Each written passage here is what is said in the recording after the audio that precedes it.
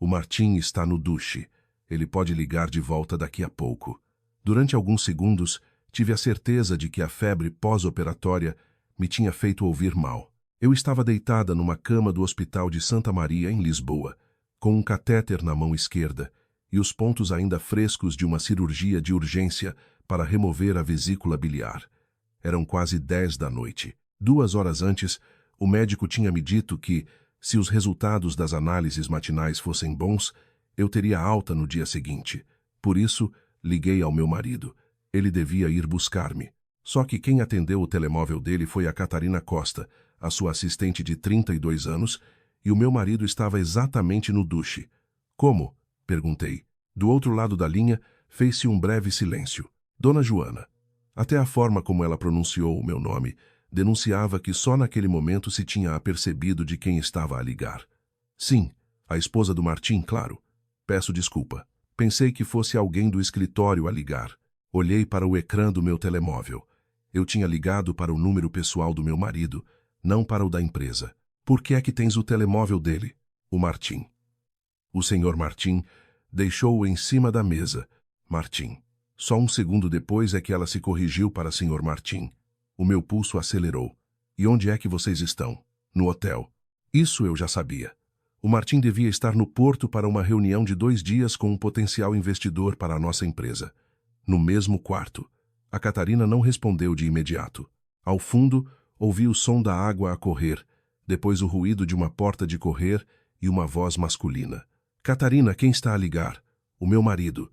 Tão perto do telemóvel que não podia estar noutra divisão. A Catarina falou mais baixo. Joana. A água parou subitamente. Passado um momento, ouvi o Martim. Dá-me o telemóvel.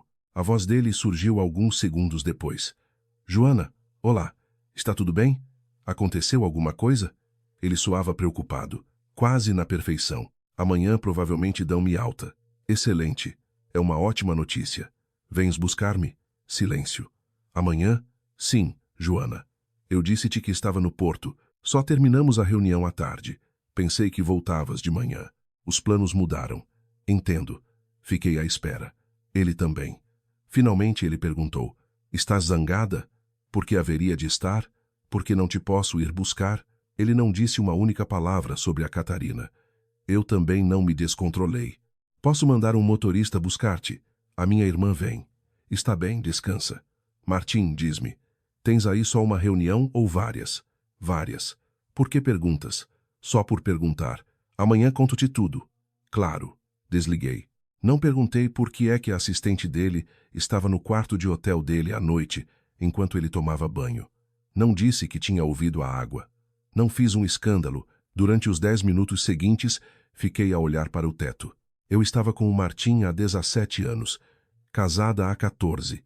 Tínhamos um filho de 13 anos, o Felipe, que durante o meu internamento no hospital estava a dormir em casa da minha irmã, a Ágata. O Martim tinha 43 anos. Eu tinha 40. Juntos, geríamos a Lusitânia Med, uma empresa fundada pelo meu pai há mais de 20 anos.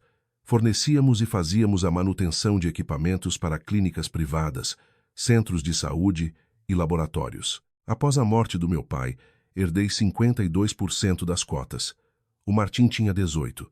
Os restantes 30 pertenciam a 2 antigos sócios do meu pai. Eu era a diretora-geral. O Martim era o diretor financeiro. A Catarina era a assistente dele há quase 3 anos. Uma boa assistente. Demasiado boa. Como eu estava prestes a começar a suspeitar. O telemóvel vibrou. Uma mensagem do Martim. Não te enerves. A Catarina só me trouxe uns documentos para assinar. Ela tem o próprio quarto. Amo-te. Eu não tinha perguntado nada. E ele já se estava a justificar. Tirei uma captura de ecrã e depois respondi. Tudo bem. Boa noite. Quase imediatamente apareceu um coração. Pousei o telemóvel e foi então que pensei num detalhe. Porto. O Martim tinha dito que estava lá a negociar com representantes do grupo espanhol Iberia Med Europa, que há vários meses mostrava interesse em entrar com capital na Lusitânia Med. Eu era contra a venda da cota maioritária. O Martim achava que a oferta era a oportunidade de uma vida. Estávamos a discutir sobre isso há semanas. 2 dias antes da minha cirurgia, eu tinha dito durante uma reunião da administração, Podemos falar sobre uma parceria, mas não aceito ceder o controlo. O Martim respondeu: não podemos gerir a empresa com base no sentimentalismo pelo teu pai. Fiquei tão furiosa que saí da reunião. Na manhã seguinte, tive uma crise de dores terríveis e fui parar ao hospital. E agora, o meu marido estava num hotel com a assistente durante negociações sobre a empresa cujo controlo me pertencia. Abri a aplicação de despesas da empresa. Tinha acesso total como diretora-geral. Não precisava de espreitar o telemóvel privado do Martim. Bastava verificar as despesas da empresa. A Catarina tinha adicionado uma reserva de hotel no dia anterior. Hotel no Porto, 2 noites. Cliquei. Uma fatura, uma reserva. Uma suíte executiva para 2 pessoas. Senti um frio gélido percorrer-me a espinha. Nome do hóspede principal, Martim Silva. Segundo hóspede, Catarina Costa. Li outra vez. Não 2 quartos, uma suíte. Fiz uma cópia do documento e depois verifiquei as outras despesas. Um jantar para 2 pessoas, uma garrafa de espumante, serviço de termas. Não parecia de todo uma reunião com um investidor. No entanto, o mais interessante era outra coisa. Não encontrei quaisquer recibos de restaurante para os representantes da Iberia Med, nenhuma sala de conferências, nenhum custo de reunião de negócios. Abri o calendário da empresa. O Martim tinha registrado negociações estratégicas, Iberia Med, mas não havia nenhum nome, nenhuma morada, nenhuma ligação. Às 11 da noite liguei a Ágata. Acordei-te? Não. O Felipe ainda está a ver um filme. O que aconteceu? Amanhã dão-me alta. Ótimo. Estou aí às 9. A Ágata ouviu a minha voz. O que é que ele fez? A minha irmã sempre defendeu que o Martim era demasiado dissimulado. Ele nunca lhe perdoou isso. Liguei-lhe. Quem atendeu foi a Catarina. A assistente dele disse que ele estava no duche. Silêncio. Onde? No hotel, Joana. Eles têm uma suíte. A Ágata praguejou. Queres que eu vá ao Porto? Quase me ri. São 11 da noite. E depois? Não. Então o que vais fazer? Ainda não sei. Diz-lhe que já sabes. Não. Por quê? Olhei para o soro na minha veia, porque primeiro quero descobrir a razão pela qual ele foi lá exatamente agora. A Ágata ficou em silêncio. Achas que tem a ver com a empresa? Não sei. E o caso amoroso, o caso amoroso, já parece suficientemente mau por si só. Não preciso de o provar à meia-noite. Joana, tu estás deitada há 4 dias num hospital. Eu sei. E ele está com ela numas termas. Eu sei. Pela primeira vez a minha voz falhou. A Ágata ouviu. Chego aí de manhã. Está bem. No dia seguinte, tive alta depois das 10 da manhã. O Martim enviou uma mensagem. Como te sentes? Respondi. Melhor. Não perguntei como ele tinha dormido. A Ágata foi buscar-me e levou-me a casa. O Felipe estava na escola. A primeira coisa que fiz não foi verificar o quarto ou procurar vestígios de traição. Abri o computador portátil do trabalho. Durante a noite, recebi uma notificação automática do sistema de gestão documental. Um documento aguardava assinatura eletrônica. Procuração de acionista. Franzi a testa. Cliquei. O ficheiro estava disponível para mim porque o meu nome constava como parte do documento. Título: Procuração. Para o exercício de direito de voto na Assembleia Geral Extraordinária de Sócios da Lusitânia Med. Sentei-me. Ágata. A minha irmã aproximou-se. O quê? Rolei o documento para baixo. De acordo com o conteúdo, eu, Joana Silva, autorizava o Martim Silva a exercer o direito de voto correspondente à totalidade das minhas cotas. 52%. Motivo: indisponibilidade temporária de saúde da outorgante. Data da Assembleia: o dia seguinte. Sabias desta reunião? Perguntou a Ágata. Não. Talvez a tenham convocado de urgência por causa do investidor. Eu sou a diretora-geral. Pois é. Continuei a ler. O âmbito da procuração incluía a votação para a alteração do contrato de sociedade, a emissão de novas cotas e a autorização para a venda de um dos principais ativos da empresa, o armazém em Vila Franca de Xira, o nosso imóvel mais valioso. Assinaste isto? Não. Na parte inferior, havia um espaço para a assinatura eletrônica. Estado. Assinado. Senti o meu coração começar a bater descontroladamente. Joana. Não respondi. Cliquei em detalhes. A assinatura tinha sido aposta na noite anterior às 21h38. Nesse momento eu estava no hospital. Nesse momento eu estava a ligar ao Martim. Nesse momento a Catarina estava a atender o telemóvel dele. Isso é impossível. O quê? O documento afirma que o assinei ontem. A Ágata sentou-se ao meu lado.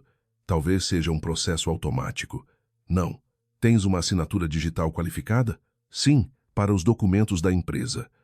Onde está a tua chave móvel física? Fiquei paralisada. A minha assinatura eletrônica exigia um dispositivo criptográfico e um PIN. Normalmente eu guardava o dispositivo numa gaveta trancada no escritório da empresa. Mas no dia anterior ao meu internamento, tinha estado a trabalhar a partir de casa. Tentei lembrar-me. Tinha-o ao lado do portátil. Depois senti as dores.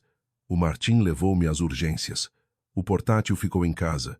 O dispositivo também. Levantei-me depressa demais e senti a dor da cirurgia.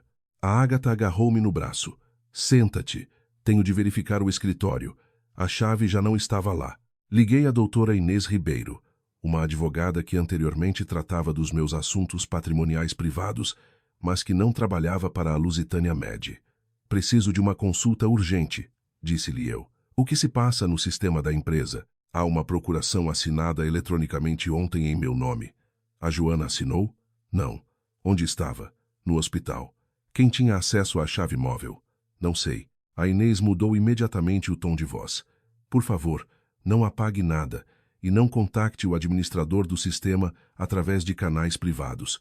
Vamos salvaguardar os registros de acesso. Amanhã há uma assembleia. A que horas? Às 10. Qual é a ordem de trabalhos?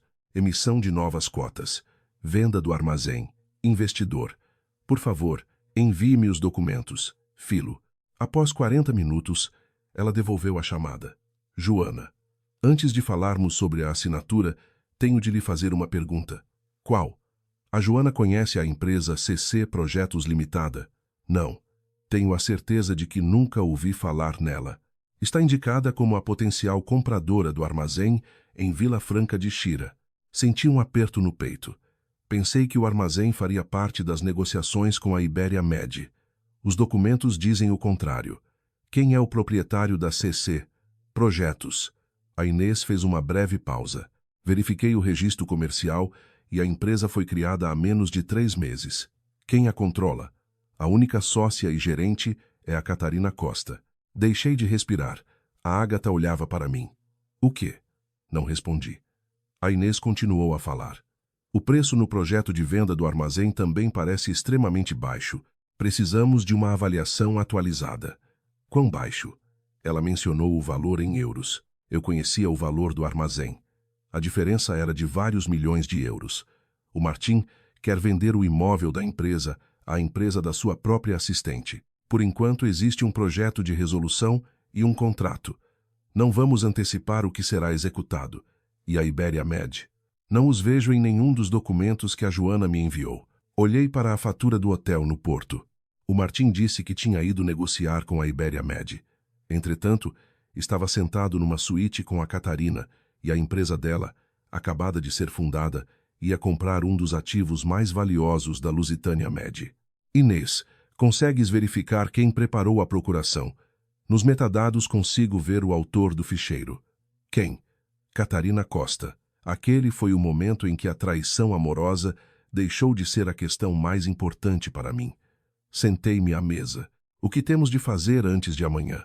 Primeiro vamos contestar formalmente a procuração. Depois, vamos salvaguardar os seus direitos como sócia e diretora-geral. E, acima de tudo, a Joana tem de comparecer pessoalmente à Assembleia. Eu comparecerei. O Martim sabe que a Joana já teve alta? Sim. Sabe que vai aparecer na empresa? Não, por favor, não lhe diga nada. À noite o Martim ligou. Eu atendi. Como estão as coisas em casa? Bem, o Felipe está a estudar. Tu estás a descansar? Olhei para a procuração que repousava à minha frente. Sim, amanhã ainda tenho uma reunião importante. Volto ao fim do dia. No Porto? Sim. Ele mentia com tanta calma que quase senti admiração pela minha própria ingenuidade anterior. E com a Catarina? Silêncio. Ela está aqui em trabalho. Claro, Joana. Não comeces agora. Acabaste de sair do hospital. Não estou a começar. Exatamente. Descansa. Eu trato de tudo. Olhei para o documento que lhe conferia 52% do meu poder de voto. Eu sei, respondi. Vejo que te estás a esforçar muito. Ele não percebeu. Amo-te. Boa noite. Desliguei. 15 minutos depois, a Inês enviou-me o último documento. Encontrei um anexo ao projeto de resolução. Veja a tabela de participação na emissão planeada. Abri. Atualmente eu tinha 52% da Lusitânia Med. Após a emissão, passaria a ter 31. O Martim cairia de 18 para 11. À primeira vista, parecia que ambos perdíamos, mas as novas cotas seriam assumidas por uma sociedade de investimento. A Nova Luz SGPS, 39%. Verifiquei os sócios. Um dos membros da administração da Nova Luz era um homem cujo apelido eu conhecia. Marco Costa, o irmão mais velho da Catarina. Fiquei a olhar fixamente para o ecrã. A Catarina ia comprar o armazém através da CC Projetos. O irmão dela participava na empresa que ia receber 39% da Lusitânia Med. E o meu marido tencionava votar em meu nome sobre ambas as transações, utilizando uma procuração assinada, quando eu estava deitada num hospital. No final do documento havia um cronograma. 10 horas assembleia. 11h30 assinatura da venda do armazém. 13 horas emissão de novas cotas. 15 horas renúncia da Joana Silva do cargo de diretora-geral e comunicação interna. Senti o meu corpo gelar. Eles não planeavam apenas votar com as minhas cotas. Já tinham preparado a informação de que eu ia deixar a minha própria empresa, um dia antes de eu própria saber disso. E foi então que percebi por que é que o Martim estava tão calmo quando falamos ao telemóvel. Ele não contava apenas com o facto de que, após a cirurgia, eu estaria demasiado fraca para ir ao escritório. Ele tinha a certeza de que, antes de voltar da sua reunião no Porto, eu já não teria a maioria, o armazém, nem o cargo de diretora-geral. E na manhã seguinte, eu tencionava entrar na sala exatamente no momento em que ele estivesse a tentar entregar o meu voto a outra pessoa. Às 9h47, entrei na sede da Lusitânia Med com a Inês Ribeiro. A ferida da operação repuxava a cada passo, mas eu não abrandei. Vestia umas calças pretas, uma camisa branca folgada e um sobretudo sob o qual escondia o penso. Se eu me visse ao espelho, provavelmente acharia que parecia uma mulher que devia estar na cama. O Martim contava exatamente com isso. Foi por isso que eu vim. A Margarida, a recepcionista, olhou para mim com os olhos arregalados. Senhora diretora, bom dia. Margarida. Pensei que ainda estava no hospital. Já não estou. O senhor Martim disse que... Ela hesitou. O que é que ele disse? Que esta semana a senhora não vinha trabalhar. Bem, isso até é verdade. A Inês olhou para mim. Não vim trabalhar, acrescentei eu. Vim para a Assembleia de Sócios. O rosto da Margarida ficou ainda mais tenso. A sala de reuniões está preparada. Quem já lá está? O senhor Martim, a dona Catarina, o senhor Marco Costa, o doutor Mendes do gabinete jurídico da empresa, os senhores Oliveira e Duarte, os 2 restantes sócios, ou seja, todos. E a Ibéria Med? Perguntei. A Margarida franziu a testa. Quem? O meu coração bateu mais depressa. Nada. O Martim passou a viagem toda a falar sobre negociações com a Ibéria Med Europa. Entretanto, nem o secretariado da Lusitânia Med tinha qualquer informação sobre os representantes deles. Aproximei-me da porta da sala. Ouvi a voz do meu marido. Na ausência da Joana, exerço o direito de voto com base na procuração. Por isso podemos passar à primeira resolução. A Inês olhou para mim. Pronta? Não. Ainda bem. As pessoas cometem mais erros quando estão demasiado seguras de si mesmas. Abri a porta. O Martim estava na ponta da mesa com um documento na mão. A Catarina estava sentada ao lado dele. Não parecia uma assistente. Vestia um blazer azul marinho, brincos de pérolas, um portátil à sua frente. Na mesa, repousava uma pasta com o logótipo da CC Projetos. O Marco Costa estava sentado à frente dela. Os 2 antigos sócios do meu pai olhavam para o ecrã com uma apresentação. No diapositivo lia-se: Lusitânia Med, nova estrutura de crescimento. O Martim viu-me. Durante alguns segundos, ninguém disse uma palavra. Joana. Não respondi. Sentei-me no lugar da diretora-geral. A Inês ocupou a cadeira ao lado. Bom dia, disse ela. Sou a advogada Inês Ribeiro. e represento a senhora Dona Joana Silva. O Martim continuava a olhar apenas para mim. O que é que estás aqui a fazer? Participo na assembleia da minha empresa. Devias estar a descansar após a intervenção, não após a morte. A Catarina baixou os olhos. O Martim aproximou-se. Joana, a sério, não precisas de estar aqui sentada. Eu tenho a procuração. Eu sei. Então para que te estás a cansar? Estendi a mão. Mostra-a. Ele hesitou. Tens a cópia no sistema?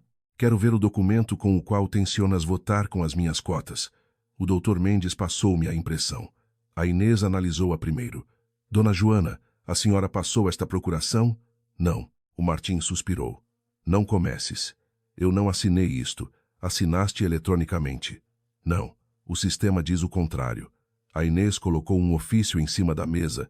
A minha cliente contesta formalmente a aposição da assinatura eletrônica e todos os atos praticados com base neste documento. O Dr. Mendes endireitou-se. A assinatura é qualificada.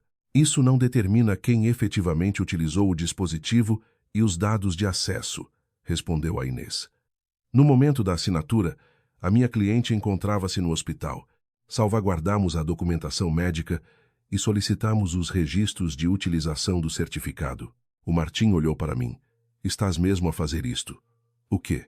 Estás a acusar-me de usar a tua assinatura. Ainda não estou a acusar ninguém. Estou a perguntar. Por que é que o documento foi criado sem o meu conhecimento? Nós falamos sobre isto. Nunca. Eu disse que se estivesses indisponível, assumiria a votação. Tu disseste que irias conduzir a reunião financeira, não que irias votar com os meus 52%. O Oliveira, antigo sócio do meu pai, afastou o documento. Martim, a Joana tem razão. Se a procuração é contestada, não podemos basear as deliberações nela. O Martim cerrou os maxilares. A Joana está presente. Isso encerra o assunto. Não, respondi. Isso apenas o abre. Olhei para a Catarina. CC Projetos. Foi a primeira vez naquele dia que ela levantou a cabeça. Diga. A tua empresa. Silêncio. O Marco Costa virou-se para a irmã. Catarina, Joana, senhora diretora, corrigia. Ela semicerrou os olhos. Senhora diretora, a CC Projetos é um empreendimento privado que quer comprar o armazém da Lusitânia Med. O Martim interrompeu-me de imediato. Esta foi uma das propostas. Onde estão as outras? Na documentação. Mostra. O Dr. Mendes começou a vasculhar a pasta. Tenho aqui 3 análises de mercado, mas o projeto concreto do contrato de compra e venda é apenas com a CC Projetos. Olhei para o meu marido. Uma das propostas, a mais avançada. Por que razão uma empresa fundada há 3 meses, pela tua assistente, teve prioridade na compra de um armazém avaliado em vários milhões de euros, acima do preço estipulado no contrato? A Catarina interveio. A avaliação não contempla os custos de modernização. Quem a encomendou? A Lusitânia Med. Quem especificamente? Silêncio. Olhei para o Martim. Tu, claro. E aqui avaliador. Ele disse o nome. A Inês empurrou uma folha na minha direção. O mesmo avaliador realizou uma avaliação imobiliária há 2 meses para a CC Projetos. O Martim virou-se abruptamente. De onde tens isso? Dos documentos da empresa, respondeu a Inês, acessíveis à minha cliente enquanto diretora-geral. A Catarina empalideceu. É uma prática corrente. Talvez, disse eu, mas eu gostaria de ver a avaliação bancária de há 1 ano. O Oliveira abriu o seu portátil. Aqui está. O montante de euros apareceu no ecrã. A diferença era ainda maior do que eu me lembrava. O Duarte assobiou baixinho. Quase 4 milhões de euros. O Martim retorquiu. O mercado mudou. Para baixo em 4 milhões de euros num ano? Perguntou o Oliveira. O armazém necessita de investimentos e os custos desses investimentos não chegam a 4 milhões de euros. O Marco Costa interrompeu. Não faz sentido perdermos tempo com um único imóvel. Nós entramos aqui como investidores estratégicos. Nós? Perguntei. A Nova Luz. O senhor está na administração? Sim. E a Catarina é sua irmã? Sim. E a empresa dela está a comprar o armazém? É uma entidade separada. E o Martim é meu marido. O Martim bateu com a mão na mesa. Chega. Olhei para ele. Por quê?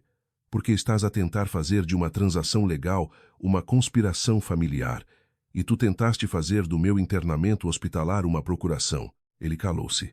A Inês abriu o documento seguinte. Passemos à emissão de cotas.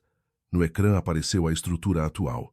Eu 52%, Martim 18%, Oliveira e Duarte com 15 cada. Após a emissão, a situação alterava-se drasticamente. Nova Luz 39, eu 31, Martim 11. Os restantes, proporcionalmente menos. À primeira vista, afirmei eu. O Martim também perde influência. Exatamente, respondeu ele. Isso prova que não estou a fazer isto por mim. Era o que eu pensava até ontem. Abri os dados da Nova Luz. Marco Costa na administração. O segundo membro, Sebastião Cruz. O terceiro, Tomás Leonardo. O Martim encolheu os ombros. E quem é o detentor de 30% da Nova Luz? O Marco. Costa respondeu imediatamente. Um fundo setorial. Não. Fez-se silêncio na sala. A Inês entregou-me uma impressão. O proprietário é a MS Consultores Limitada. O Martim deixou de respirar com naturalidade. Joana, o gerente da MS Consultores é o Mário Silva. O Duarte franziu a testa. Quem é? Olhei para o meu marido, o pai do Martim, o meu sogro. O Martim fechou os olhos. O Oliveira exclamou. Pensei que o teu pai estava reformado. Está, respondeu o Martim, mas controla uma parte do investidor. É um investimento familiar. Desatei a rir. Familiar. Só que a minha família, pelos vistos, não foi convidada. A Catarina disse de forma ríspida. Isto não tem nada a ver com o vosso casamento. Obviamente. Olhei para ela. Foi por isso que atendeste o telemóvel do meu marido na suíte do hotel dele. Fez-se um silêncio pesado. O Marco virou-se para a irmã. O quê? A Catarina empalideceu. Esse não é o tema da reunião. Concordo, afirmei. Por isso não tenciono alongar-me num divórcio a esta mesa, mas quero saber se a relação do meu marido com a gerente da empresa, que vai comprar o nosso armazém, foi declarada como conflito de interesses. O Dr. Mendes olhou imediatamente para o Martim. Não, porque não há qualquer conflito, declarou o Martim. Vocês não estão juntos? Perguntei. Não. A Catarina desviou o olhar. Excelente, disse eu.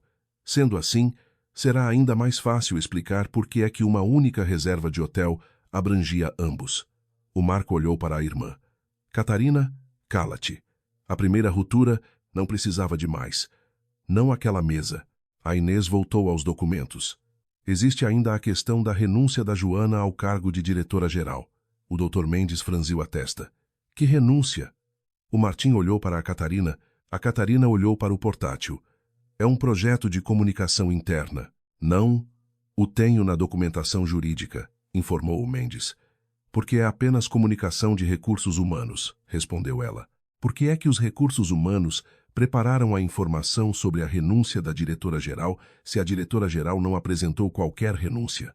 A Catarina ficou calada. A Inês entregou a impressão. Mesmo no topo lia-se: alteração na administração, comunicação após o fecho do negócio. O texto estava pronto. Joana Silva, por motivos de saúde, tomou a decisão de renunciar ao cargo de diretora-geral da Lusitânia Med. Por motivos de saúde, li em voz alta. O Martim argumentou. Tu foste operada. À vesícula biliar, não ao cérebro. O Oliveira não conteve um sorriso. Eu não sorri. Quem ia ser o diretor-geral? Desci na página. Nome Martim Silva. Uma surpresa, comentei. Isso era apenas uma variante, respondeu ele. Uma variante preparada antes da minha renúncia. Temos de estar preparados para vários cenários, e em todos eles, acabas tu no meu lugar. O Marco Costa começou a recolher os documentos. A Nova Luz suspende as negociações até ao esclarecimento da situação. O Martim virou-se para ele. Tu não podes fazer isso. Posso. Se a diretora-geral maioritária diz que a procuração é contestada, não me vou meter numa transação que depois será anulada por alguém. O Marco não olhou para a Catarina. E tu também me vais explicar tudo? A Catarina levantou-se. Tu não és o meu pai. Felizmente. E saiu. O Martim foi atrás dela.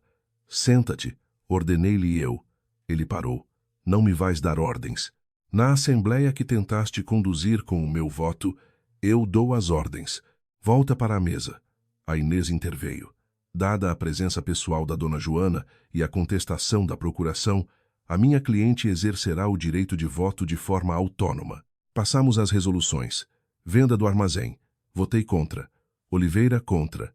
Duarte, contra. Martim, a favor. Não foi aprovada. Emissão de cotas. Contra. Contra. Contra. Martim, a favor. Não foi aprovada. Alteração do contrato de sociedade. Não foi aprovada. A Nova Luz não recebeu 39%. A CC Projetos não comprou o armazém. E às 11h30, quando segundo o cronograma devia ser assinada a escritura de venda, eu continuava sentada à mesa como proprietária de 52% da Lusitânia Med e diretora-geral. O Martim parecia como se, pela primeira vez em anos, alguém lhe tivesse desligado o som. Mas eu não sentia vitória. Ainda havia demasiadas coisas que eu não compreendia.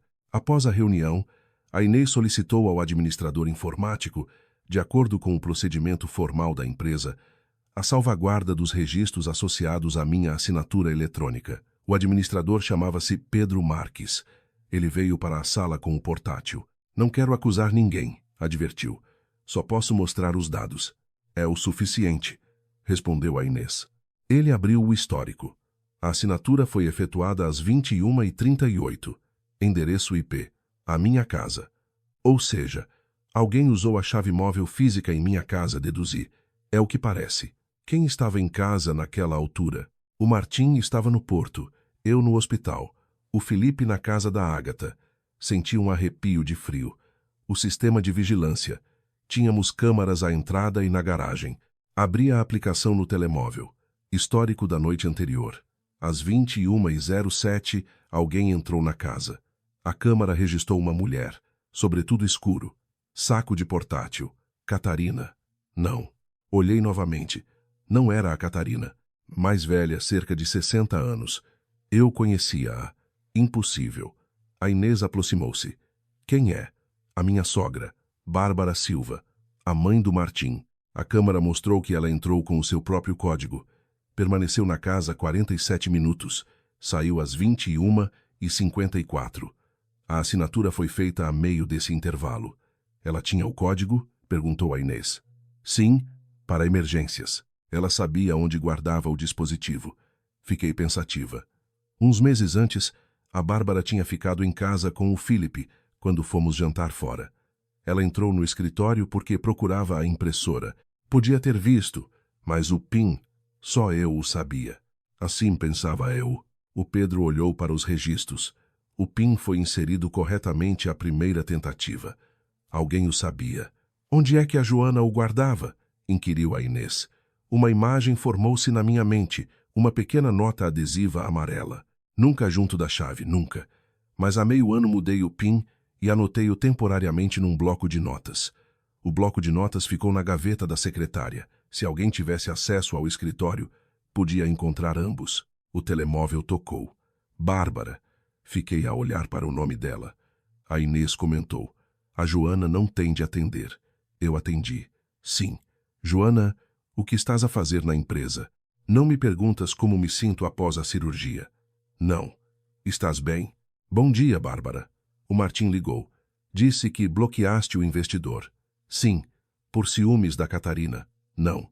Joana, acabaste de ser operada. Não estás a pensar de forma racional. Fechei os olhos.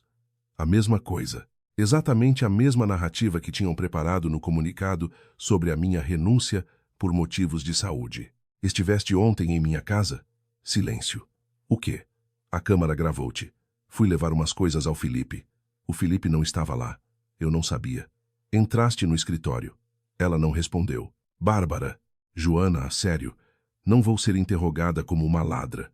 Usaste a minha chave móvel? Ela desligou. Fiquei a olhar para o ecrã. A Inês declarou. Vamos guardar a gravação. Meia hora depois, recebemos outra informação da equipa informática. A procuração não tinha sido o único documento assinado com o meu certificado nessa noite.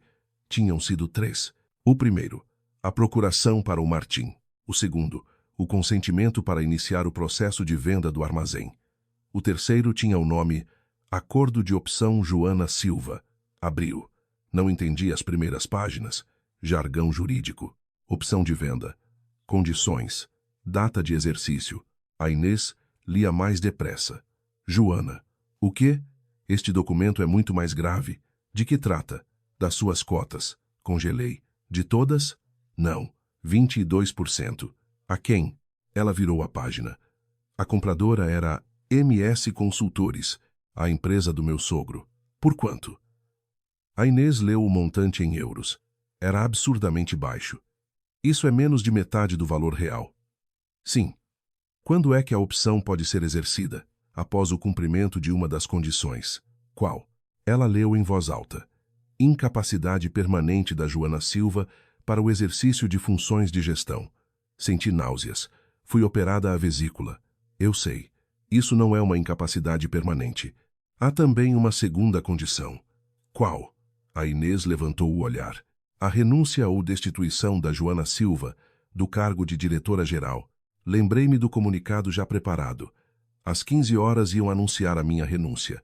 Primeiro a procuração, depois o armazém, a seguir a emissão de novas cotas, depois a informação de que eu saía por motivos de saúde e algures a meio, a opção de ceder mais 22% à empresa da família do Martim. Após tudo isto, os meus 52% podiam transformar-se num pequeno pacote sem controlo real da empresa. O Martim sabia? Perguntei. A Inês não respondeu. Não podia. Não tínhamos provas. Então o Pedro dos computadores disse: posso verificar quem criou o ficheiro antes da assinatura. Esperamos alguns minutos. Autor do documento, Catarina Costa. A Catarina. E quem foi a última pessoa a editá-lo? O Pedro olhou para o ecrã. M. Silva. Martim. Fechei os olhos. Ele sabia. A Inês informou. Vamos extrair todo o histórico de versões. O telemóvel vibrou de novo. Não a Bárbara. Uma mensagem da Catarina. Temos de falar. O Martim não me contou tudo. Não respondi. Chegou outra. Pensei que a venda do armazém e a entrada da Nova Luz estivessem acordadas contigo. Uma terceira. Não sabia da opção sobre as tuas cotas até a Bárbara trazer o documento ao porto. Fiquei gélida. A Bárbara trouxe o documento ao porto. Escrevi de volta. Quando? Resposta. Hoje de manhã, ou seja, a minha sogra esteve na minha casa na noite anterior, quando usaram a minha assinatura, e depois no dia seguinte apareceu no porto, no encontro do Martim e da Catarina. A Catarina enviou outra mensagem. Tenho uma fotografia da versão original, antes do Martim a ter alterado. Inês. Mostrei-lhe o telemóvel. Respondemos com cautela. Escrevi. Se o documento diz respeito à Lusitânia Med, e tu tens acesso legal a ele, entrega-o ao teu advogado. Não me envies nada obtido de forma ilícita. A Catarina respondeu. É a minha versão de rascunho. Eu é que a preparei. Passado um instante. E é por isso que sei que a versão assinada por ti não é a que eu criei. O meu coração disparou. O que é que isto significa? Perguntei.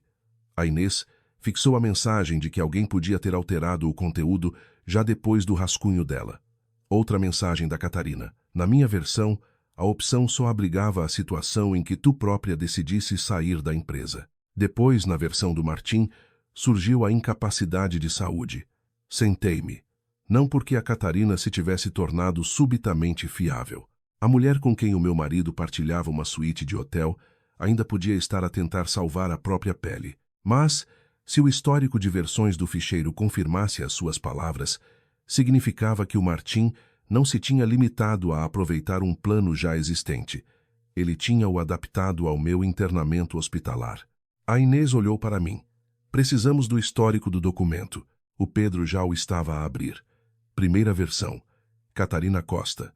Opção viável após renúncia voluntária da Joana. Segunda versão. Martim Silva. Adicionada incapacidade permanente para o exercício de funções de gestão. Terceira versão. Martim Silva. Especificada a documentação médica como possível base de avaliação. Senti um frio cortante. Documentação médica. A Inês rolou a página. Em anexo encontrava-se um ficheiro. Joana Silva, Hospital Santa Maria. PDF. Abrimos. O meu relatório de alta. Diagnóstico, procedimento cirúrgico. Resultados das análises. Um documento que eu não tinha enviado ao Martim. De onde é que ele tem isto? Sussurrei. A Inês fechou imediatamente o ficheiro. Não vamos apurar isto nós mesmas. Precisamos de saber a origem. No fundo da página constava a data de descarregamento, Um dia após a minha admissão no hospital, e nos metadados o nome do utilizador que tinha anexado o ficheiro no sistema da Lusitânia Med, Catarina Costa. Catarina. Olhei para a última mensagem dela. O Martim não me contou tudo. Talvez, mas claramente ela também não me tinha contado tudo a mim. O telemóvel tocou mais uma vez. Desta vez era uma mensagem de um número desconhecido. Dona Joana, o meu nome é Ana Costa. Sou a mulher do Marco Costa. Precisamos de falar antes que assinem qualquer coisa amanhã com a Nova Luz. Olhei para a Inês. Quem é ela? A mulher do irmão da Catarina. A mensagem continuava. O Marco disse-me que tudo era legal, mas encontrei em nossa casa um documento referente à sua empresa. Está lá o nome do seu filho. O meu coração parou por um segundo. Felipe, o meu filho de 13 anos. Escrevi. Que documento? A resposta chegou instantes depois. O projeto de uma fundação familiar. Depois o Martim deve transferir parte das cotas para ela após a alteração da estrutura. O que é que o Felipe tem a ver com isso? Perguntei. A Ana respondeu.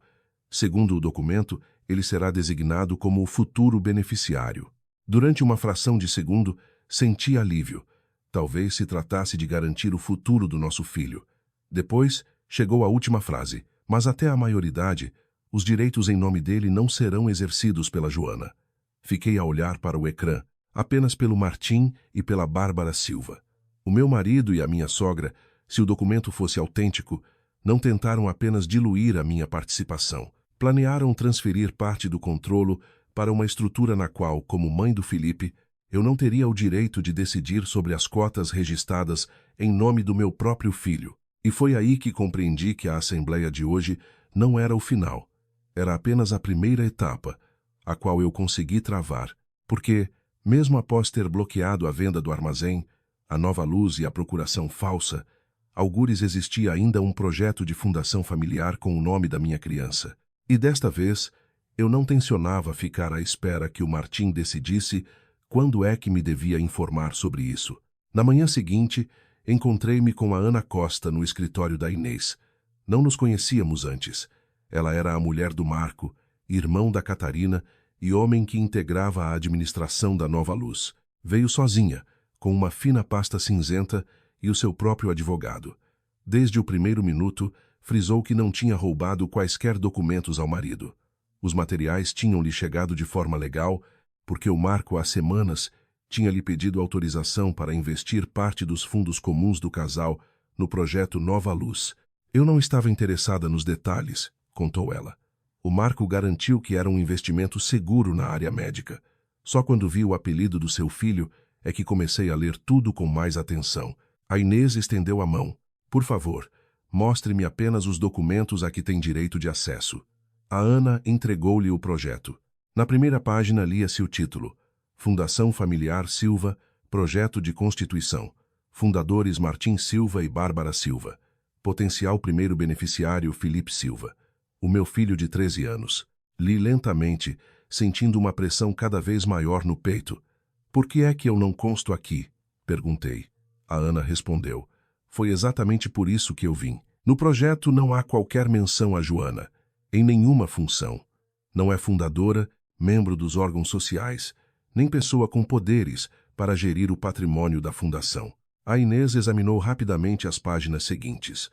O Felipe seria o beneficiário econômico no futuro.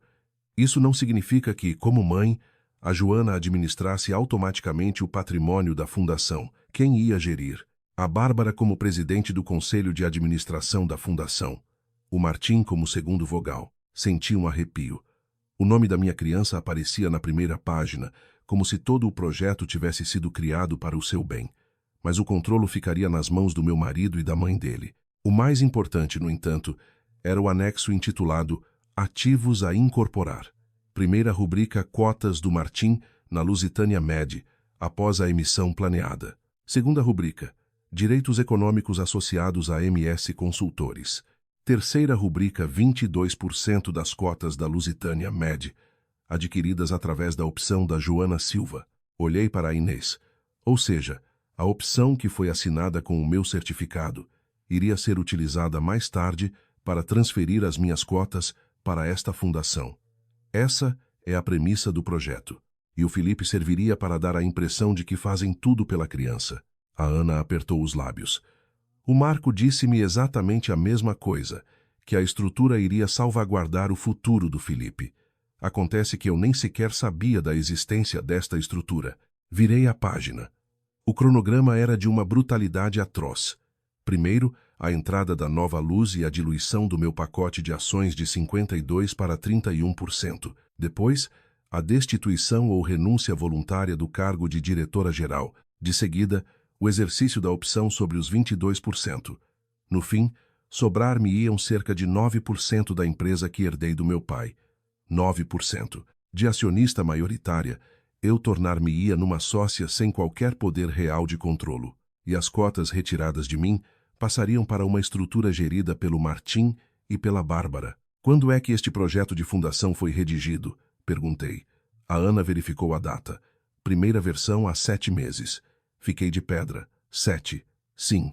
Isso significava que o plano tinha começado muito antes da minha operação. A ida para o hospital não gerou o plano. Apenas deu ao Martim o momento ideal para o acelerar. A Inês notou outro detalhe.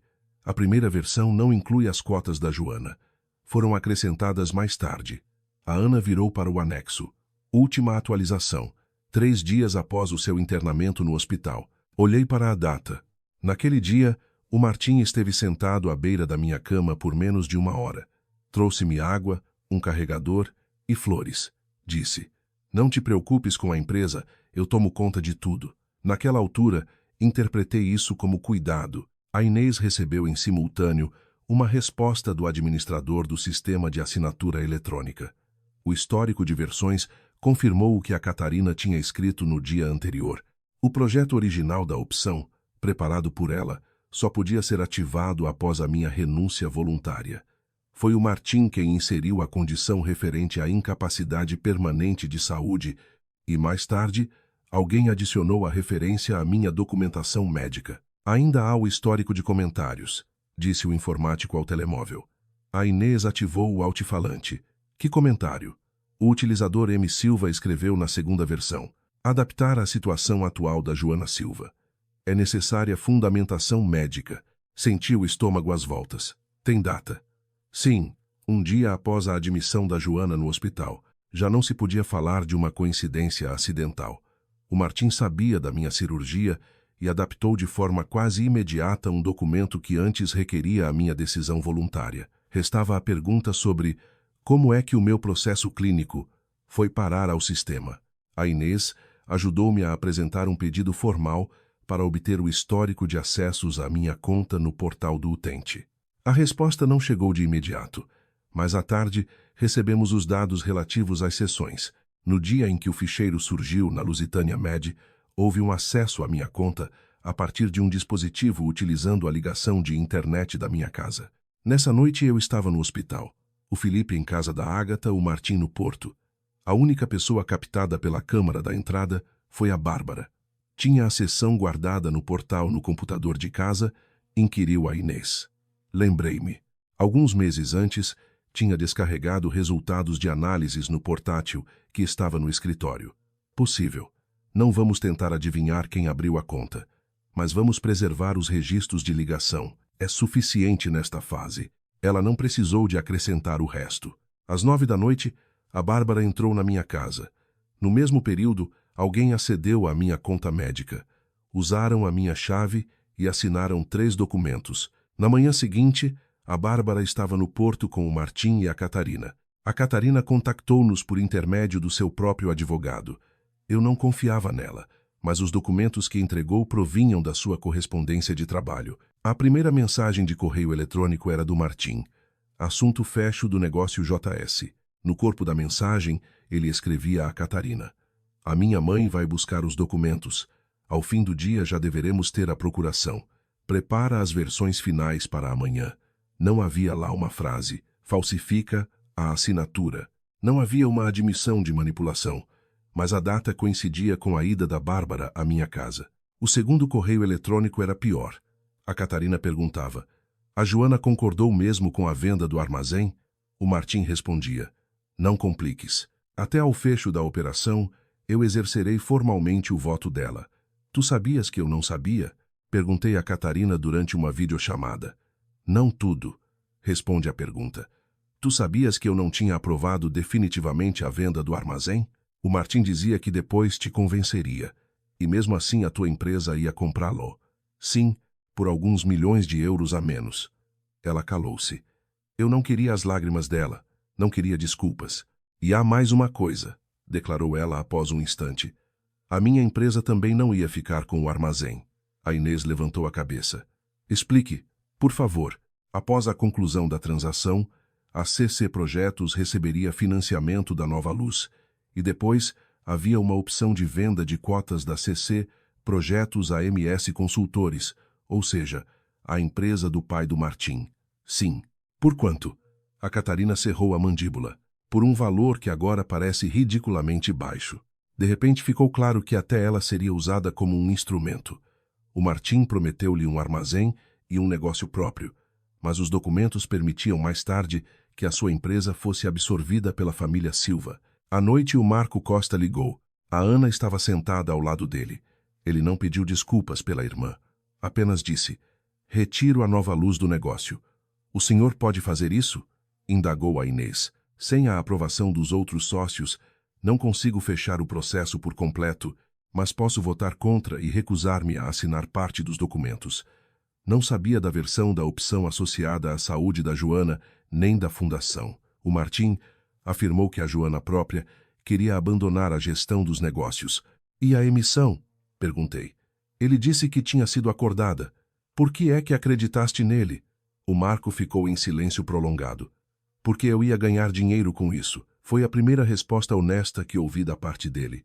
Tenho aqui mais uma coisa, informou ele. As atas da reunião no Porto. Pedi ao meu assistente que fizesse um registro formal das negociações de investimento. O documento era oficial. Logo ele podia transferi-lo para a advogada dele. Cerca de 15 minutos depois, a Inês recebeu uma cópia. No ponto relativo ao cronograma, estava uma frase atribuída ao Martim. O internamento hospitalar cria uma breve janela operacional. As alterações têm de ser executadas antes do seu regresso pleno. Li a frase 2 vezes. Breve janela operacional. Era assim que o meu marido se referia aos escassos dias em que estive acamada após a operação. Voltei para casa ao fim do dia. A Ágata estava com o Felipe. Não lhe contei os pormenores. Tinha 13 anos e merecia uma verdade apropriada à sua idade. Não o fardo da guerra corporativa dos pais. O pai volta hoje? Perguntou ele. Não sei. Vocês chatearam-se? Sim. Por minha causa.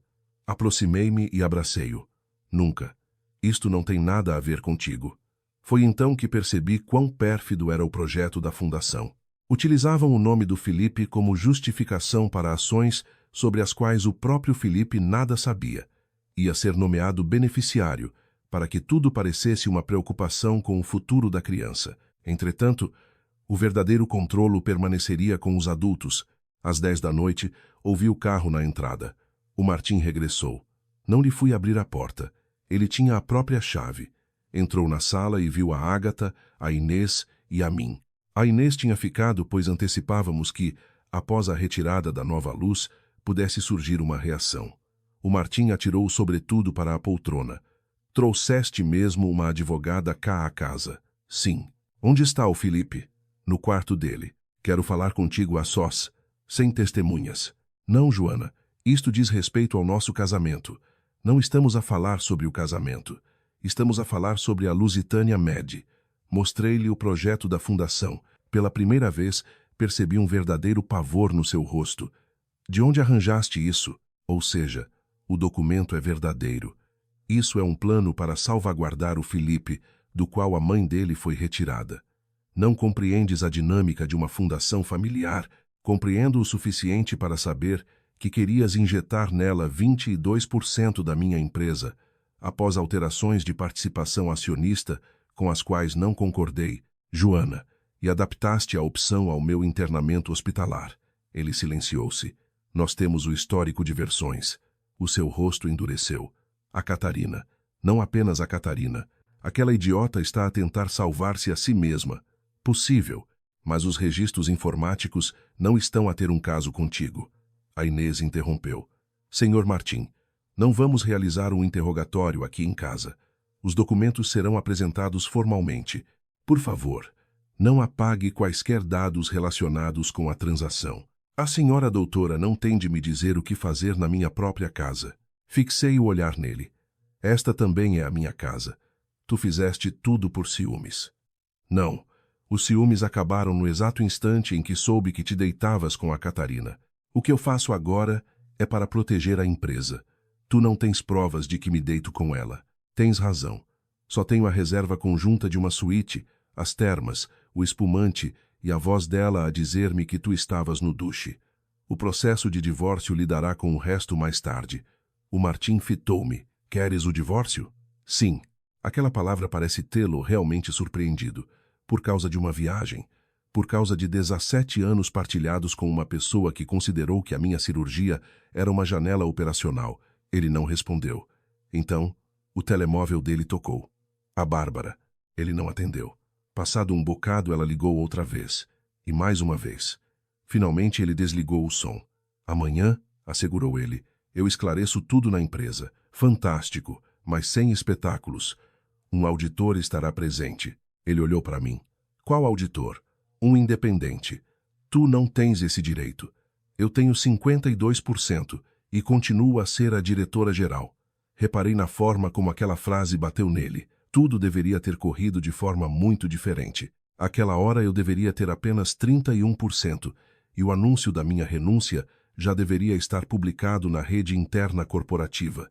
Entretanto, eu continuava a dominar a minha própria voz e os meus próprios votos. No dia seguinte, às 9 em ponto, ia realizar-se uma reunião extraordinária com a presença dos sócios, o auditor, os advogados da Lusitânia Med, o administrador do sistema e representantes da Nova Luz. A Inês elaborou uma fita do tempo, o internamento hospitalar, a alteração do esboço da opção, a ida da Bárbara à minha casa, o acesso aos dados médicos, a utilização da assinatura digital, os 3 documentos visados, o Hotel do Martim e da Catarina, a CC Projetos, a MS Consultores, a Nova Luz, a Fundação Familiar, o Felipe. Eu julgava que era tudo, mas à 1 da manhã recebi uma mensagem do Pedro dos Sistemas.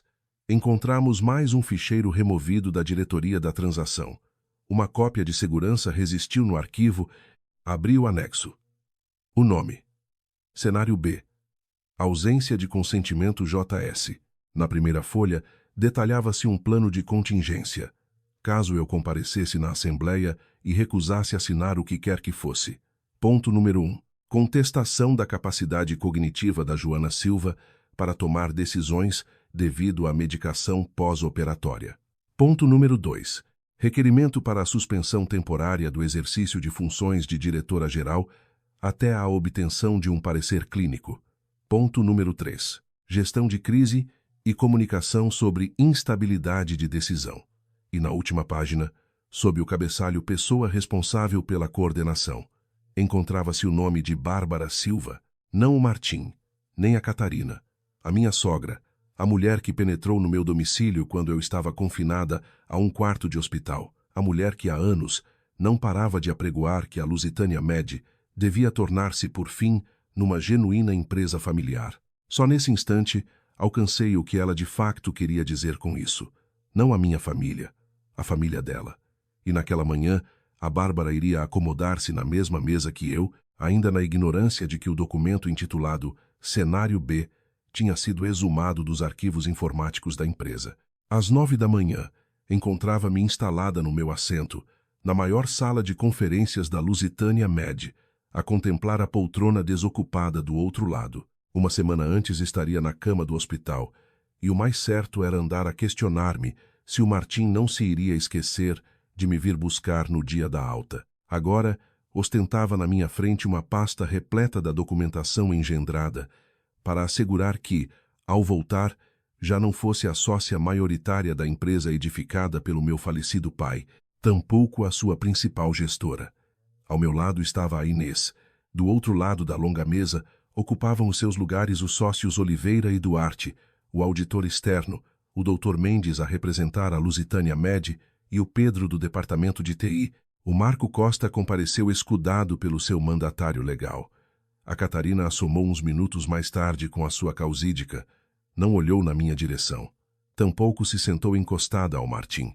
Disso tomei logo nota. O Martim adentrou às 9h03. A Bárbara a seguir a ele. A minha sogra vestia um fato escuro e o habitual colar de pérolas, o seu traje de cerimônia, para os dias em que tencionava impor respeito perante os outros. Como cumprimento, proferiu apenas as seguintes palavras. A Joana não devia marcar presença numa cimeira destas tão escassos dias decorridos da sua intervenção cirúrgica. Lancei um olhar a Inês e depois retorqui a Bárbara. Muito bom dia para ti também. Falo a sério. Precisas de resguardo e de cura. O clínico encarregado autorizou o meu regresso à casa. Uma alta do internamento hospitalar não denota que estejas na plenitude da tua faculdade para tomar deliberações de milhões de euros. Mergulhamos todos num silêncio confrangedor dentro da sala. A Inês franqueou a sua pasta de documentos. Perfeitamente, dona Bárbara, já que escolheu inaugurar os trabalhos atacando de pronto o discernimento intelectual da minha cliente em tomar decisões, avançamos de rompante para a peça batizada de cenário B, ausência de consentimento. A Bárbara petrificou. O Martim volveu o rosto para a sua progenitora. A Catarina, por outro lado, soergueu a fronte pela primeira vez na manhã.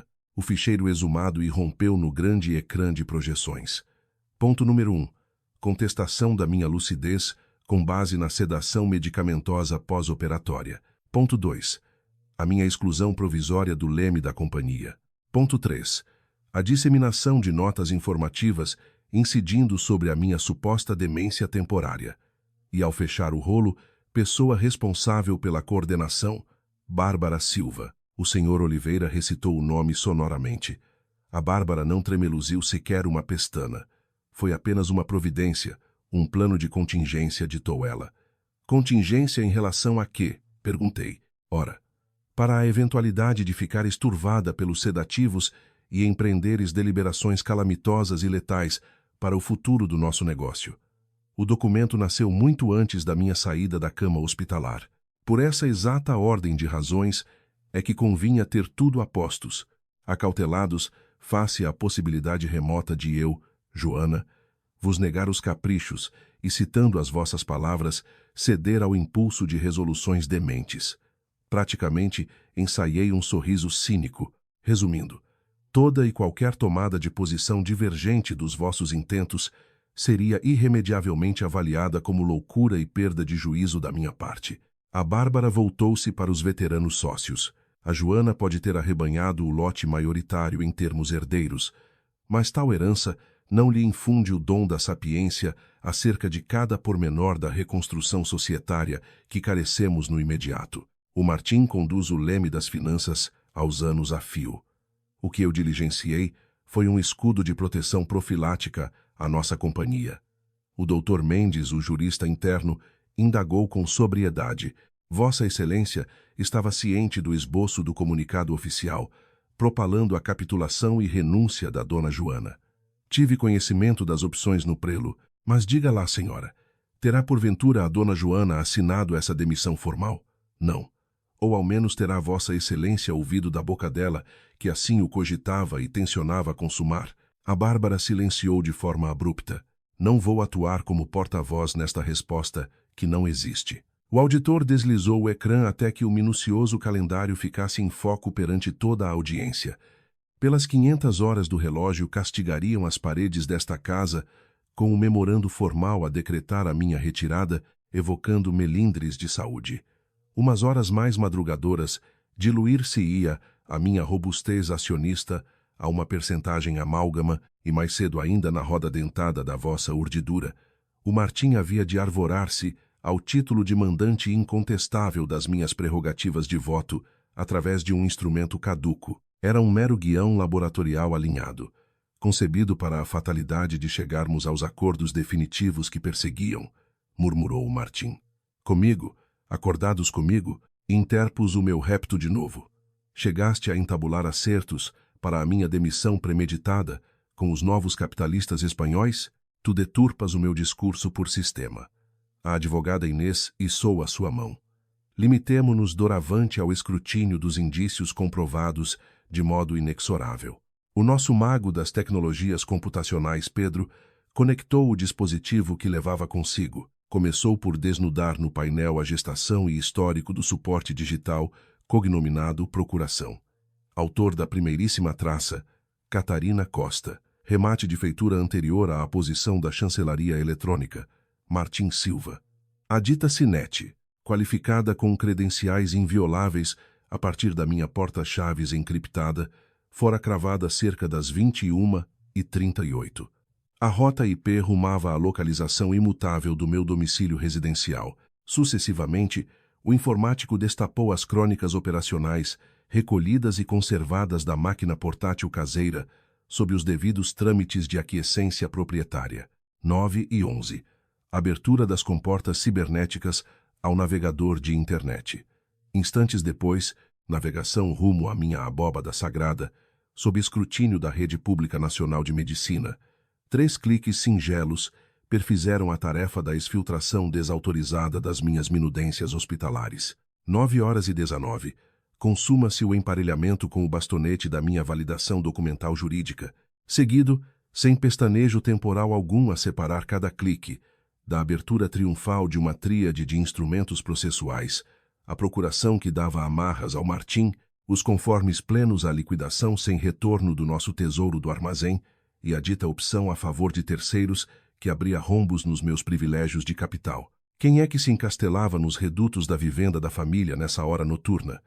Desejou escutar o auditor de finanças e contas, rompendo o espesso silêncio empoeirado. O Pedro remeteu ao tapete as curtas metragens videográficas amealhadas pela vigia do circuito camarário fechado da propriedade. Entronização pelas 9h, passavam 7 minutos, abandono da propriedade pelas 9 da noite em conta e uns pesados 54 minutos da cadência dos ponteiros. Não surgiu um único rosto distinto nas cercanias da entrada, nesse longo entreato vespertino. A minha excelentíssima sogra repousou a retina ofuscada defronte o panorama plasmado nas telas da corporação.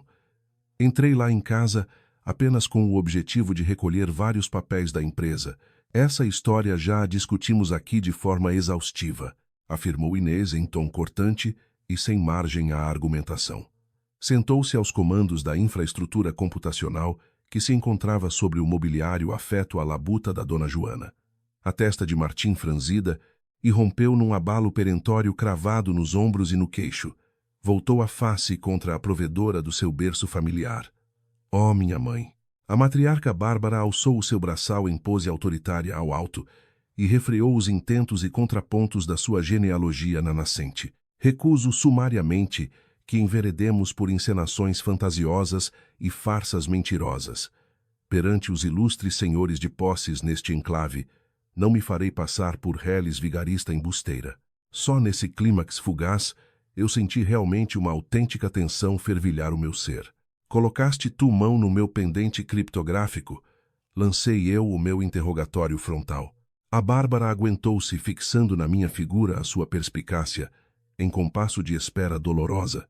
O teu nobre marido confidenciou-me a nuvem que pairava de vós terdes alinhavado e sufragado em sintonia o acordo em sede particular das benesses adstritas à citada procuração. A acústica no vasto estrado das reuniões congelou de súbito numa densa solidão esmagadoramente pesada. O companheiro matrimonial de outrora arreou na sua poltrona giratória em visível derrota. É uma mentira ignóbil. A formidável Bárbara fitou fixamente e em direção perfuradora para o semblante acossado dele. O relato partiu de ti. Alegaste em termos definitivos e absolutos a anuência da Joana e o placet dado nos teus atos de gestão em nome individual, com alicerces nesse pergaminho assinado. Justificaste que só uma fresta cronológica faltou pelo desfalecimento e emergência hospitalar a intervir. Não lavrei autorização sob qualquer desígnio no pendor a que usurpasse a titularidade autêntica da assinatura e identidade física dela. O que sim lavrei, sob expressas e estritas instruções, e me confidenciaste onde é que o objeto, de suma importância e segurança, pairava desguardado em casa. O Martim estava cadavérico face à inclemência dos golpes na arena familiar. O decano patriarca Oliveira balbuciou nas preces sagradas ao teto numa exortação agoniante. Santo Deus do alto, que nos acudas perante tal desvario. Mas Inês, a mulher das leis, envergava ainda uma pose altiva da sua inabalável serenidade estoica e gelada nestas maratonas do direito comercial, sob holofotes punitivos e contendas espúrias nos cumes elitistas. Sendo esse desígnio confessado, onde resvalou o conhecimento privilegiado cifrado sob as iniciais P e N. As comissuras do rosto de Bárbara trituravam em uníssono sob o maxilar o ódio ardente das acusações da falência dos negócios familiares, arruinados de uma forma tão imbecilizada na mão daquele rapaz que era a sua própria coroa matriz de descendência. O Martim reiterou sob confissão própria e verberada que essa panaceia alfanumérica se acomodava esquecida num bloco de recados cor de ébano nas catacumbas do mobiliário. Aterrei um olhar de escárnio sobre os ossos dele, e o seu pescoço nem abanou nas premissas que ditavam a culpa absoluta em chamas do meu algoz infiel no leito das finanças do casal.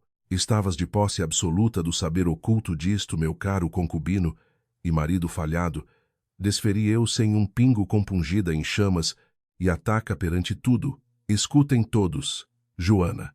Escuta-me de igual, por amor a Santa Maria. Que escutas, Joana? Sabias a localização sagrada onde repousava inerte nas frestas, sem cor o dito alfanumérico PIN, oculto ao olhar. Eras totalmente conhecedor do rumo traçado para as lides da vossa excelsa ascendência matriarcal, para calcorrear perante a penumbra calada os degraus e adentrar de assalto na vossa própria habitação. Limitamo-nos puramente ao mero capricho de validar e resgatar o mero preâmbulo ditado e rubricado nos estatutos chamados a procuração. O resultado final não foi apenas a assinatura de um documento isolado, mas sim a validação ilícita de 3 contratos extremamente lesivos para a empresa, utilizando a minha assinatura digital sem o meu consentimento. A velha senhora espantou-se sem simulação aos apupos destrutivos atirados numa frente familiar sob assédio total, para sua pura descrença no descendente primogênito aliado pela demência. Quais 3 rubricas exaradas! Rugiu em bramidos contra aquele pedaço frágil das entranhas em desvario a mãe soluçante de Martim, que era o único e indubitável autor deste engodo total, a desabar em chamas perante as premissas inquebrantáveis, perante o altar corporativo, reunido para escrutinar todo um rol abissal. Nesse momento exato, vislumbrei no rosto envelhecido e aristocrático da minha sogra um reflexo sincero e verdadeiro de assombrado horror. Inês, a guardiã exímia dos meus direitos absolutos, arrastou, pelas premissas lisas, até a matriarca de clã familiar, a cópia impoluta do manuscrito cognominado de Opção de Negociação sobre Cotas Societárias em Defeito Funcional do órgão de liderança central e físico de saúde da própria. A leitura feita pela decana demorou em câmara assombrosa. Eu a este instrumento particular e maligno jamais posei as minhas retinas. O afirmo aqui com denodo cívico, sob juramento pleno. Ó, deixemos perante toda esta estirpe aqui presente de circos, minha mãe. Ó, filho pródigo, eu submeti esse selo sob a vanglória, impune a essas premissas imaculadas, porquanto do íntimo tu alçaste a tua lábia profusa, professando numa voz sem falhas, tratar-se unicamente os papéis que a ti pertenciam, já lavrados com as ordens. Ditadas em concílio ameno a proponente soberana dita, Joana, não deitaste um único selo com labor autárquico, minha venerada mãe, não foste tu quem se afadiga pelo carimbo final, que dá posse no fecho a toda a chicana montada aos céus nestas paredes espúrias, limitaste-te meramente numa senda purista das ordens recebidas do cérebro cabecilha da ação, que detinha nas palmas sujas de conluio no ninho sujo, ao papel funcional, e despiciendo do emprego robótico com as minudências materiais subrogadas da dita chave móvel física criptográfica, vulgo, o dispositivo USB, das chancelas eletrônicas exclusivas de minha pertença sagrada, enquanto, líder desta companhia, Lusitânia Med, paremos nesta refrega de jogos ocos perante os dicionários estafados e aporrinhados. Bateu na mesa de pau santo a formidável Dona Bárbara impetuosa e a reganhou. Enviaste do alto da tua infinita cobardia as cartilhas sagradas aos exércitos e aos passos, instruíste com preceitos esmiuçados a jornada e itinerário noturno de um saque assombroso, a confiança e retidão de vida que sempre pautei no meio das honras corporativas de quem não foge de um percalço judicial e penal para nada. O senhor engenheiro do departamento de TI cruzou olhares no âmago das correntes jurídicas e fez sinal na cadência silábica exata do douto processo corporativo em andamento legal, inquestionável e infalível, e comungou alto a nova prova. Factual, cravada à nascença, nas cópias inertes ao crivo final do Parasa. Veredicto incontornável, a par do tempo que se extingue. Encontra-se debaixo do assento, e julgo soberano das provisões do arquivo perene inquebrantável da rede MOR, nas naves computacionais, uma missiva epistolar em dados digitais, exarada sem rasura alguma pela conduta exata no correio. Transacional infalível. O Martim congelou de imediato sem redenção, morto em vida diante os sócios paralisados. No ecrã, a missiva surgiu com rudeza inclemente endereçada com minudências a Bárbara Silva em nome das honrarias da ascendência, remetente do feudo da correspondência cibernética Martim. Texto lacônico, de urgência suprema.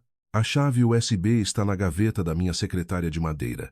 O PIN está anotado no bloco de notas de capa preta. Executem o plano conforme detalhado na pasta partilhada chamada Assinar Tudo. Caso contrário, a reestruturação da nossa empresa familiar não avançará e perderemos esta oportunidade amanhã. Façam tudo com a máxima discrição. Nas cinzas. Fecha a torneira total e estanca. As narinas nobres na prosápia da figura outrora hirta da minha algoz resfolegaram após a prova inaudita de conluio daquela catrefa de palavras criminosas do filho cobarde que atira uma velhota e a própria mãe à barra judicial do sistema, que atende às celas do limoeiro às malfeitorias, que, afinal, orquestrava tudo nas suas estadias em antros sumptuosos nas faldas do Rio Douro, abrigado de suspeitas conjugais da minha vida traída pelo homem de fachada pálida, nas mentiras a montante do matrimônio assinado. Proclamaste sem qualquer engasgue das amígdalas, atirou ela ao primogênito defenestrado pela justiça, sem piedade de mim, Joana, da minha cúpula Inês e daquele plenário estacado aos choques com as provas que estilhaçavam reputações nas pedras do pátio público ao ar livre, proclamaste às gentes e crentes com fervor puro de confissões absolutas que a Joana estava já abençoada no conhecimento superior de toda a vossa sagrada transação corporativa nos bastidores sem refutação. Daquela marosca e daquele amontoado vil das tramóias subversivas na vossa missiva, sob o dístico, assinar tudo, garanto sem engulhos, e que atire do céu aos trâmites das labaredas divinas toda esta estrutura cifalho, desconhecia até um tio de reticências aquela patranha orquestrada num enredo para nos sepultar da herança. Contrapus, logo em catadupas sob chamas incólumes, sem hesitação, 1 milímetro nos meus credos nobres. Ao que aditou, veloz e inquebrantável, nas minudências finais sem dar descanso de vida ou misericórdia nos fôlegos dos infames acusados de toda aquela sala nas margens, a senhora Dora, Ribeiro a mandatária cimeira na sala, que me representava com unhas e punhos. Todas as provas documentais destas práticas criminosas e da falsificação informática serão enviadas de imediato para o Ministério Público para o devido procedimento criminal. Na atual refrega perante os veneráveis consórcios do painel pauta-se: imperioso resgatar sob égide absoluta as rédeas desta casa comercial. Mas a voz serena da concubina infiel daquela amálgama da deslealdade humana abriu os portões e fez soar a trombeta e o sinal com pormenores ocultos e revelados, com desdém do feudo no leito conjugal, destruído no hotel em estilhaços no Douro. Com as palavras das traições aviltadas às luzes. Resta ainda nos canais exatos que nos cingem um outro correio cifrado de remessas das linhas escritas, de mensagens eletrônicas assombrosas. O Martim fincou nela olhares pavorosos, rogando num uivo inaudível da súplica inútil à amálgama decrépita. Não, Catarina. Pela glória contida num raio raso, Não nos fustigues perante eles nas ruínas abertas em fenda na conduta. Não. A causídica escudeira e zeladora de honras, sob a égide profissional de ordens a Catarina, depositou as trancas do arquivo e papéis nos trâmites maciços que a secretária expunha perante a consternação. Por ordem estrita do bom nome, há aqui perante o painel, minha estimada cliente defere todas as trocas nos portões abertos das remessas transacionais do correio profano, que trocara a sucapa e nas costas, na traição e vileza profana destas jornadas, na faína mercantil. A Catarina pousou e chumbou o seu olhar aos meus olhos fitos, sem pestanejo, ao invés do carniceiro nas minudências. Quando soaram campainhas dos imprevistos urgentes do corpo da minha Joana, a antecâmara fria dos hospitais, em rupturas que se apressaram e deitaram pela glória antecipada a dita data, que seria no porvir, programada de faca no cirurgião, na vesícula a penar da esposa. Este senhor, à margem Martim, em mensagens secretas, escreveu aos prantos que uma cavalaria urgente ditava apressar no galope das manobras, sem tempo de luto ou retardo.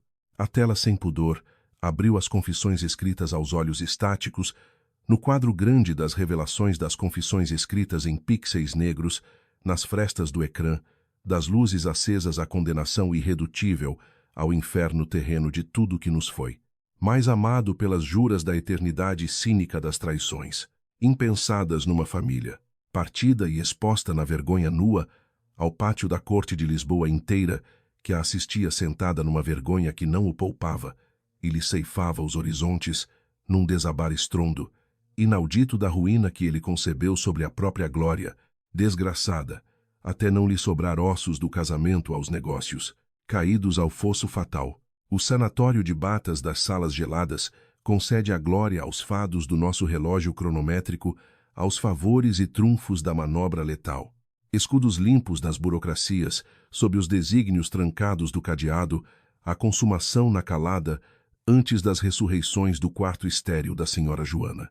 De volta, com as bagagens de alta médica, sem ter mais remédio se defrontar às muralhas, caídas sem hipótese aos retrocessos do guião, sem escapatórias, ditadas nas roletas desta vida letal e jogada por ganância que não finta nem perdoa, que se levante a trégua das glórias que assinam a vida, ou rasgam tudo no fogo destrutivo inabalável, cito, das manobras imbuídas à laia deste guião fatal que me apunhalou.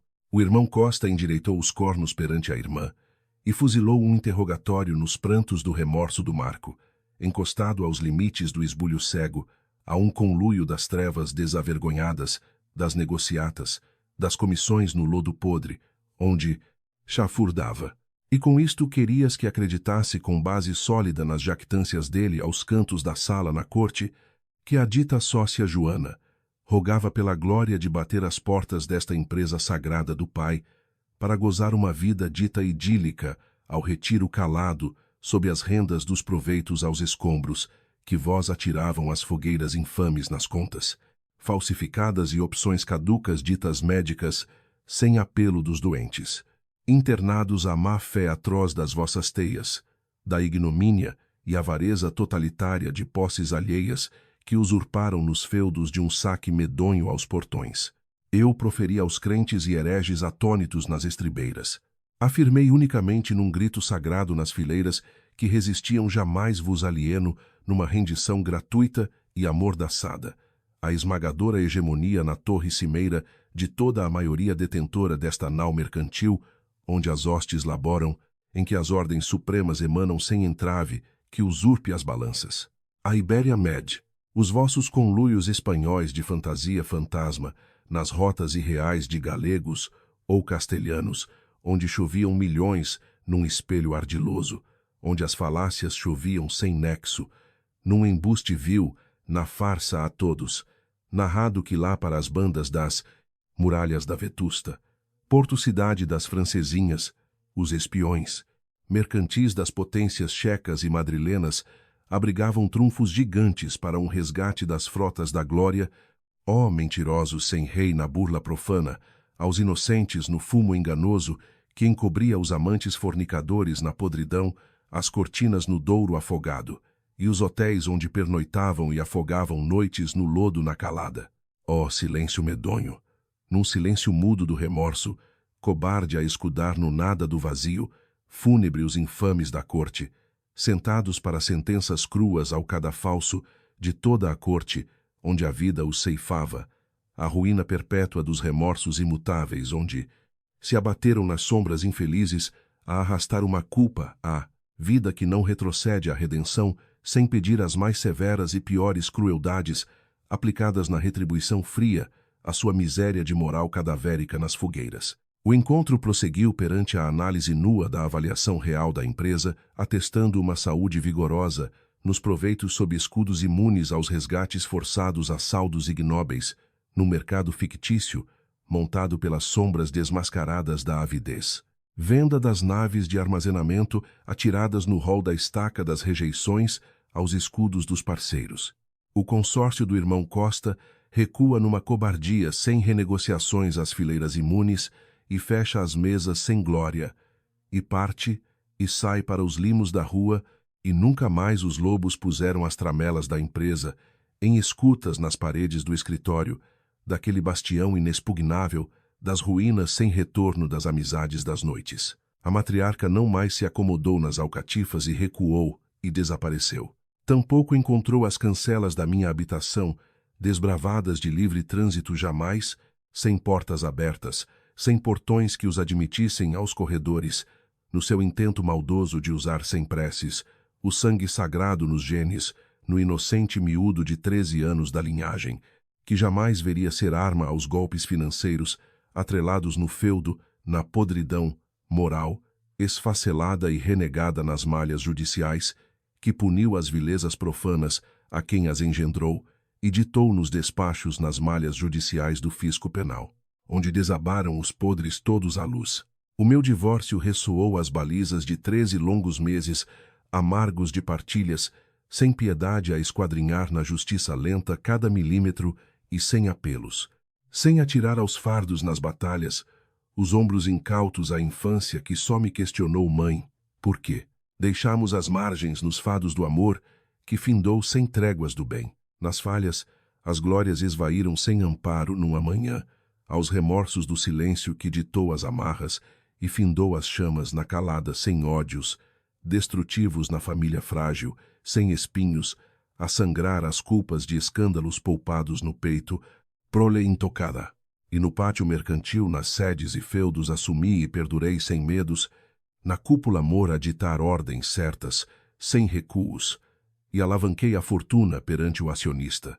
Sereno os anos nas fortunas acumuladas da liderança, perante uma lenda cravada, aos nomes perenes da resiliência imutável, aos golpes imorais nas fortunas invejadas e intactas das defesas da honra absoluta, à luz da verdade incontornável dos vencedores eternos, na retidão onde pousei num desfecho sublime de regozijo sereno, um dia ao rentabilizar a juros divinos nas verbas milionárias, a arca sagrada imobiliária em causa de raiz, por quantias inimagináveis nas praças, sem o golpe sujo, em regozijo com um brinde da sorte, numa piada feliz aos dias distantes num passado vencido. O telefonema derradeiro dos anos ao espelho e ao som.